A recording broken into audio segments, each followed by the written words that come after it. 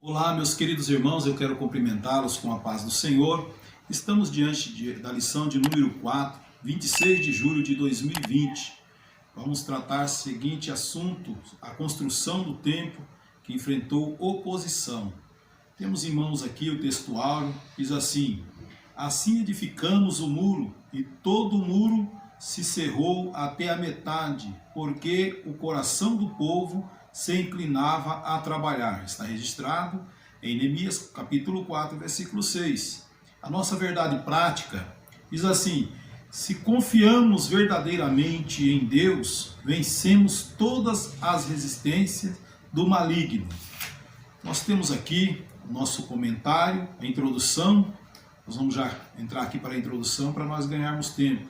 Diz assim: o altar havia sido restaurado, a festa dos tabernáculos celebrada, e o holocausto contínuo estava sendo oferecido a cada dia, conforme o rito.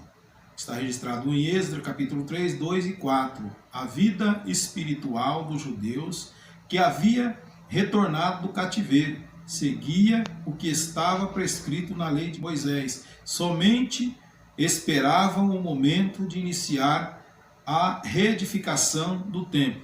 Então, o ponto central dessa lição, ela vai nos tratar que nós devemos manter a confiança com Deus, apesar das circunstâncias. Mesmo que existirem as circunstâncias, nós não devemos perder o nosso contato e a nossa comunhão com Deus. Vamos para o primeiro ponto aqui, primeiro tópico do primeiro ponto. Diz sobre o alicerce do templo são lançados. Depois que os materiais para a construção do templo chegaram, segundo a concessão feita pelo rei Ciro da Pérsia, Zorobabel, os que haviam voltado do cativeiro, lançaram o alicerce do templo. Todos apresentavam muita animação para o trabalho. Então nós vemos que todo o trabalho, toda obra, ela tem que começar com um bom alicerce. E quando fala de alicerce, fala de firmeza, fala de confiança.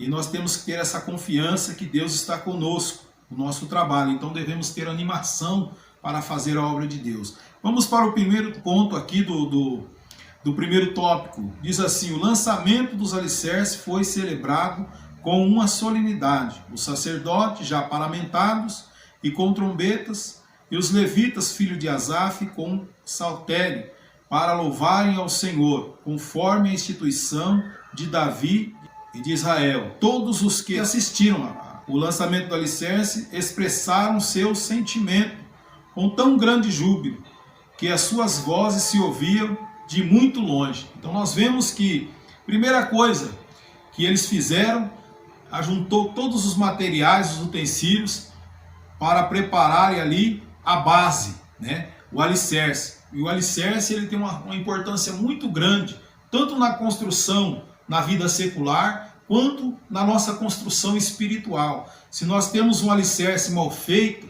não tem uma sustentação boa, todo o prédio, todo o templo ele pode vir à ruína. Mas quando nós fazemos bem o alicerce, aparelhamos bem e fazemos de uma forma muito bem feita, então nós temos um templo bem construído. Então tudo depende da construção do alicerce, que é a base. E nós, como servo de Deus, nós temos uma base, e essa base é a palavra de Deus. Nós estamos fundamentados na palavra, e a palavra fala sobre o nosso maior construtor, que é o próprio Deus. Louvado seja Deus. Então eles começaram com muito entusiasmo, com muito afinco, e eles tinham ali o seu ritual, eles louvavam a Deus, eles tocavam o seu saltério, tinha uma roupa ali que era uma roupa adequada para aquela cerimônia. Então tinha todo o cerimonial para iniciar essa construção, né, do alicerce. E depois aqui nós vamos entrar aqui para a segunda parte, né, do primeiro tópico, que diz sobre a reedificação do templo. O que é reedificação? A reconstrução, né? Voltou a reedificar novamente, a construir novamente o templo.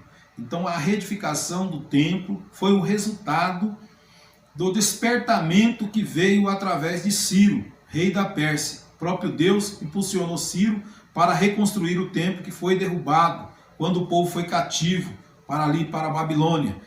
né, vem lembrar que o despertamento pentecostal que chegou ao Brasil em 1911 trouxe consigo uma verdadeira renovação da doutrina da Igreja de Deus, que pode ser simbolizada pelo templo de Deus. A Igreja de Deus é um mistério que não pode ser compreendido pelo homem natural, onde diz que a Bíblia que o homem natural jamais vai entender as coisas espirituais, porque as coisas de Deus só entende através do Espírito. Então, se ele for olhar pelo olho carnal, pela visão, pela ótica humana, jamais ele vai entender, né, essa renovação espiritual. Então, aqui está dizendo que o movimento pentecostal no nosso país chegou na ocasião de 1911 e trouxe consigo a verdadeira renovação. Por que a verdadeira renovação? Porque existia vários tipos de denominação, mas não tinha esse afinco, essa doutrina que a igreja que entrou aqui através de Daniel Berg, Gunnar Ving, trouxe, né, essa renovação espiritual. Vamos lá, a parte A diz assim: o Espírito Santo quer salientar que Jesus em pessoa quer edificar a sua igreja e ele faz conforme a sua palavra. Então nós sabemos que o Espírito Santo é o maior responsável por salientar que Jesus é a pessoa que quer edificar, quer construir, né, a igreja, né, baseada na sua própria pessoa. Ele é o verdadeiro alicerce da nossa vida e ele faz conforme a palavra de Deus. Louvado seja Deus. A parte B diz assim: o Espírito Santo quer gerar um sentimento de reverência pela igreja do Senhor, que é morada de Deus. Veja também, aqui registrado em Êxodo 3 e 5, e Salmos 89, versículo 7, e Eclesiastes, no capítulo 5 e versículo 1. Então, o nosso corpo é o verdadeiro templo de Deus, que é morada de Deus, né? O verdadeiro templo não está, né, só entre quatro paredes, que tem pessoa que pensa que para servir a Deus ele precisa estar entre quatro paredes. Mas a verdadeira igreja é cada um de nós, que formamos um só corpo, que é o corpo de Cristo. Cada um de nós somos membros do corpo de Cristo e somos templo de Deus também. E aqui a parte C, para finalizarmos aqui o primeiro tópico: o Espírito Santo quer adestrar a igreja, porque ela é um instrumento de ação de Deus aqui na terra. Deus tem um trabalho para cada servo seu na grande obra de evangelização do mundo. Então o Espírito Santo de Deus quer nos adestrar, ou seja, quer nos aliar a Ele, quer nos mostrar que é Ele que comanda, que é Ele que faz, e a forma que Ele quer, Ele nos molda. Então nós temos que ser moldados pelo Senhor, se adequar à sua vontade, submeter à sua vontade. Então isso é um adestramento, nós submetermos à vontade de Deus, diretiva de Deus. Então nós estamos aqui diante do primeiro tópico, que fala toda essa parte aqui sobre o Espírito Santo, e fala aqui na última parte, que ele quer nos adequar segundo a sua vontade. Vamos entrar aqui, irmãos, para o segundo tópico da nossa lição. Diz assim: o samaritano opõe-se à construção do templo. Nós sempre sabemos que na nossa caminhada, na nossa jornada espiritual, sempre vai ter alguma oposição, sempre vai ter alguém que vai tentar barrar o nosso crescimento espiritual e a nossa caminhada, a nossa jornada. E naquele tempo não era diferente. Eles estavam animados, sim, eles estavam entusiasmados também, mas tinha os opositores, sempre vai ter uma pedra no meio do seu caminho. Então nós vemos aqui a primeira parte do segundo tópico, diz assim: entre os moradores da terra estava o samaritano. Quando Nabucodonosor levou o reino de Judá para cativo, para a Babilônia, os samaritanos passaram a morar na terra. Estes eram descendentes de uma natureza de gente que o rei da Síria tinha deslocado para a cidade de Samaria. Depois de ter levado as 10 tribos do reino do norte em cativeiro para a Síria, eram pagãos que havia sido ensinado acerca de Deus, o Deus de Israel. Assim os samaritanos continuavam servindo os deuses, mas também temia ao Senhor, né? Existia uma mistura ali. Eles queriam servir dois senhores. E a Bíblia diz, né, que nós não temos como servir dois senhores. Quando nós abandonamos o mundo, nós temos que abandonar toda a idolatria, tudo aquilo que o mundo oferece. Então, essa mistura Deus não aceita, né? Então não tinha como dar certo com o povo de Deus, porque eles eram um povo pagão, eles traziam todos os costumes ruins da sua tribo, lá do seu povo, e queria servir a Deus, mas não queria abandonar as suas práticas, né? Os seus deuses pagãos. Então nós vemos aqui que eles eram um povo terrível, né? Cheio de coisas ruins, e não queria se adequar ali ao povo judeu. Vamos para o segundo ponto aqui, que é os samaritanos tentam frustrar a construção do templo. Nós vamos continuar aqui.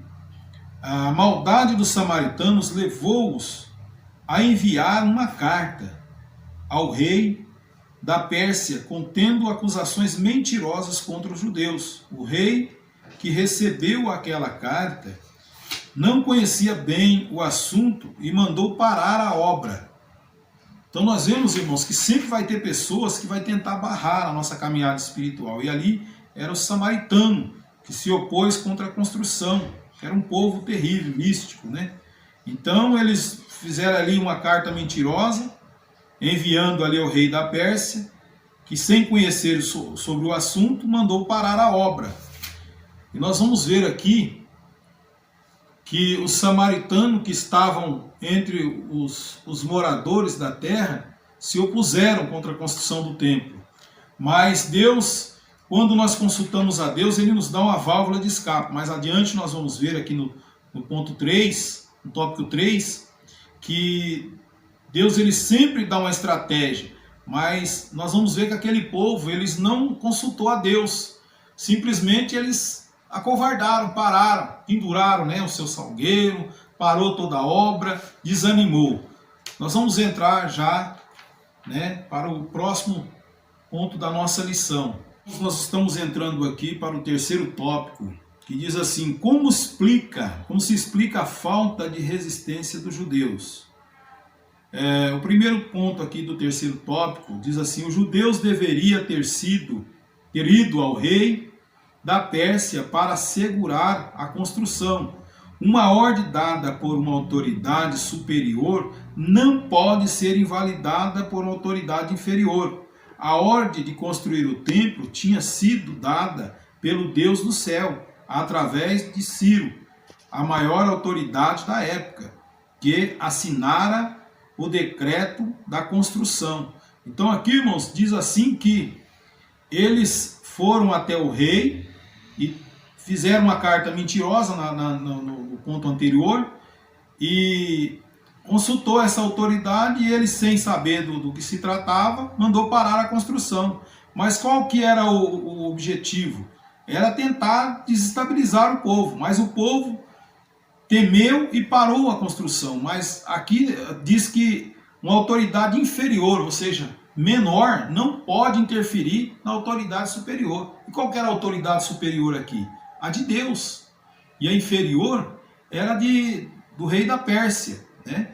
Mas ele tinha que obedecer a ordem divina e não parar, né, barrar a construção. Mas o povo tinha que interceder através de oração, pedir a Deus, né, uma estratégia para chegar até o rei, assim como fez, né, a rainha Esther, quando teve aquela situação ali, que o rei Assuero, através do maldoso Amã, tentou ali fazer maldade para o povo hebreu, mas tinha alguém que estava intercedendo ali a Deus e pedindo a Deus estratégia para conseguir, né, se livrar daquele mal e ser dizimado por causa da maldade de Amã. Então Deus interviu. Então o povo não fez assim, o povo, né, se deixou levar e parou, desanimou, né, e não fez o que deveria ter feito, consultado a Deus, para que Deus desse estratégia para eles chegarem até o rei, para dar continuidade naquilo que eles tinham começado. O segundo ponto aqui do terceiro tópico diz assim: os judeus deveriam ter recorrido a Deus. Toda a história dos judeus é rica de exemplos de como Deus ajudou o seu povo em tempos difíceis. A própria vinda dos judeus para Jerusalém Era uma clara demonstração de que Deus estava nesse negócio. Vejamos alguns exemplos da história dos judeus, quando foram ajudados pelo Senhor. Aqui nós vemos aqui nos dias do rei Ezequias, Judá foi cercado pelo exército do rei da Síria, que ameaçava fazer com Judá o que já havia feito no reino de Israel, levá-los ao cativeiro. Então essa era a missão, deles, para tentar levar eles a cativo, como escravo.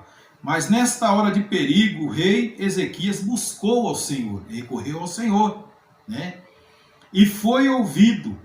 Quando nós buscamos ao Senhor, o Senhor nos ouve, pois um anjo feriu o arraial dos assírios, destruindo ali 185 mil soldados. Irmãos, não era pouco soldado, era muito soldado.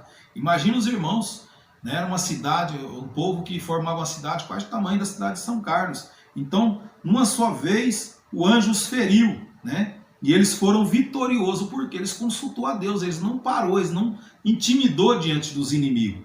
Aí nós vemos aqui na parte B, nos dias do rei Jeosafá, ameaçados pelos amonitas e pelos moabitas, os habitantes de Judá foram convocados pelo rei para pedirem socorro ao Senhor. Ver o texto aqui, nós temos aqui 2 Crônica 20, versículo 1 a 24. Deus guerreou por eles, sem terem que lutar. Os inimigos foram desbaratados. E os muitos exemplos da ajuda de Deus no passado deveria ter inspirado os líderes do povo à resistência a essa maldade dos inimigos dos judeus. Então eles já tinham experiência, irmãos. Era só eles usar a mentalidade e buscar a Deus, porque ele já sabia disso aqui. Era exemplos que ele já tinha em mente, mas eles parou, se acovardou, parou, se amedrontou por causa dos editos lá dos inimigos, do samaritano, que enviou aquela carta com mentiras para o rei, e eles parou a construção, mas não deveria ter feito. E trazendo para os nossos dias de hoje, nós vemos que nós estamos em plena uma guerra, tanto espiritual quanto no mundo, desse vírus que veio para amedrontar o povo, e o povo está amedrontado de uma certa maneira, que está estagnado. Existem muitas pessoas que estão frustradas, que não está adorando mais a Deus, está pensando que tudo acabou, que não existe mais solução, que não precisa mais caminhar, estão parados. E a verdadeira igreja, cada um de nós individualmente, mesmo que nós não estamos na igreja, no templo, servindo a Deus, com culto ali presencial, mas nós temos que estar buscando a Deus, ouvindo as lives, procurando adorar a Deus com louvores, não deixar que a construção espiritual da nossa vida, que é o nosso tempo, que é a nossa alma, se frustre, pare, desanime e não faça mais a obra de Deus. Nós temos que continuar firme, buscando a Deus enquanto nós podemos achar, porque a Bíblia fala que é tempo de buscar a Deus, buscar ao Senhor enquanto podes achar. Então nós estamos em tempo, irmãos, de buscar ao Senhor com todo entusiasmo, da mesma forma de quando nós começamos o nosso alicerce espiritual, quando nós aceitamos a Jesus, nós devemos buscar ao Senhor. Louvado seja Deus. Aí nós vemos aqui na parte 3, o motivo da falta de resistência dos judeus. Era a ordem espiritual. Nós vemos aqui um exemplo aqui de Zorobabel, o chefe político do povo judeu, até então tinha confiado na sua própria força.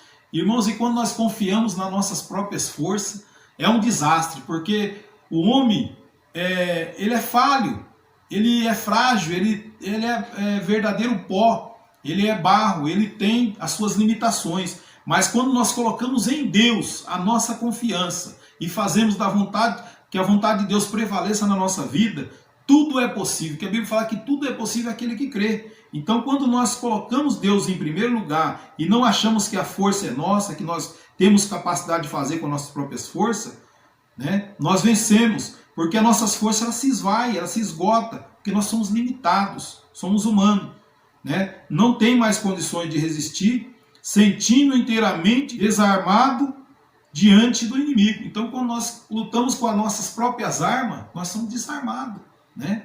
Vê que Davi não quis lutar com a arma que Golias tinha, mas ele lutou com a melhor arma, que era a arma espiritual. Ele foi buscar a Deus.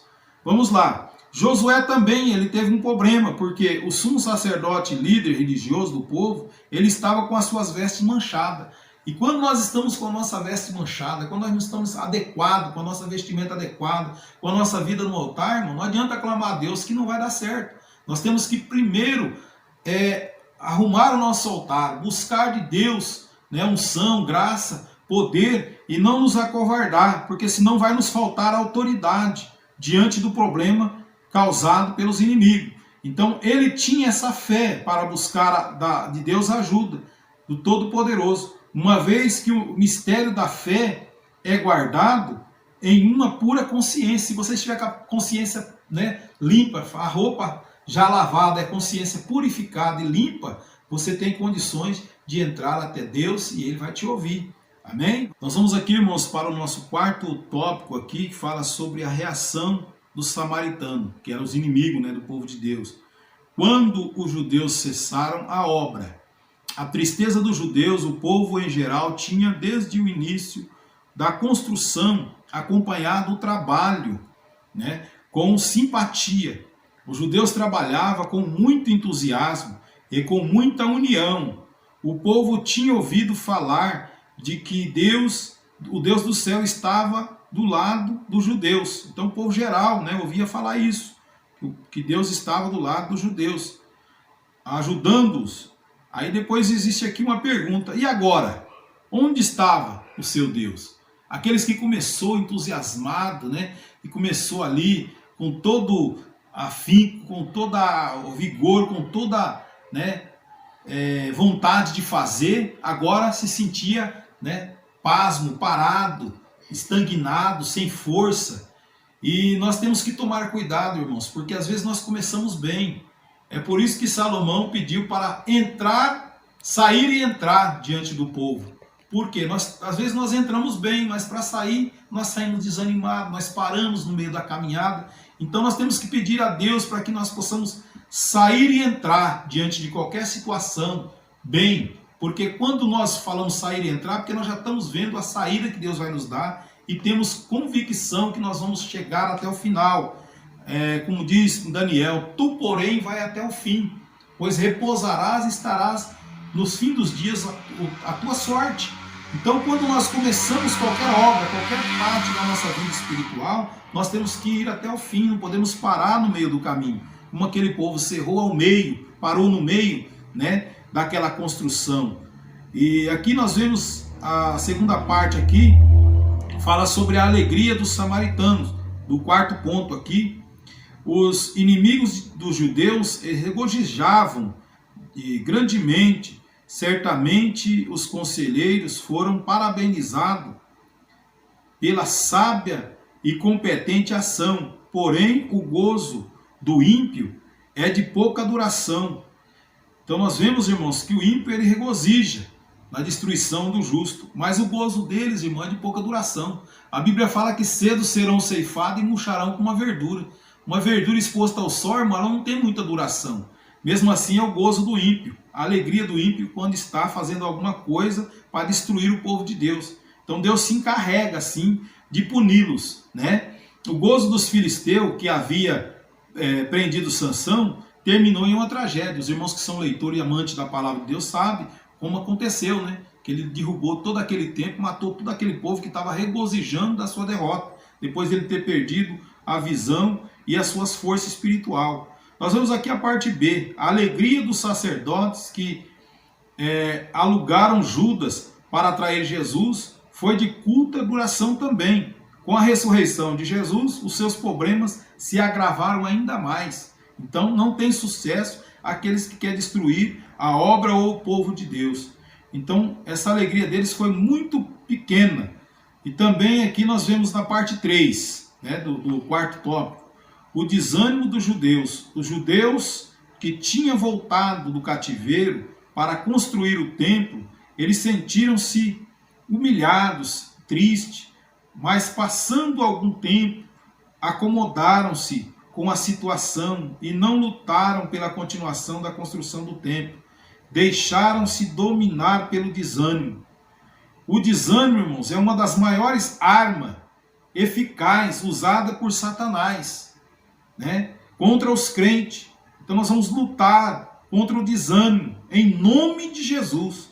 Então nós temos que ter as armas espirituais. Quando nós olhamos lá em Efésios, se me falha a memória, capítulo 6, fala das armas que nós temos, que não é contra a carne e nem contra o sangue, é contra as potestades do inimigo, né? Nós temos que munir-nos dessas armas, para não deixar com que esse inimigo feroz, chamado desânimo, venha nos desestabilizar, venha nos tirar o foco de fazer a obra de Deus, de continuar construindo a nossa vida espiritual.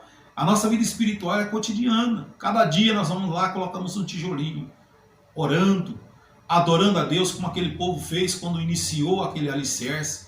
Não perdemos, né, o prazer de adorar a Deus.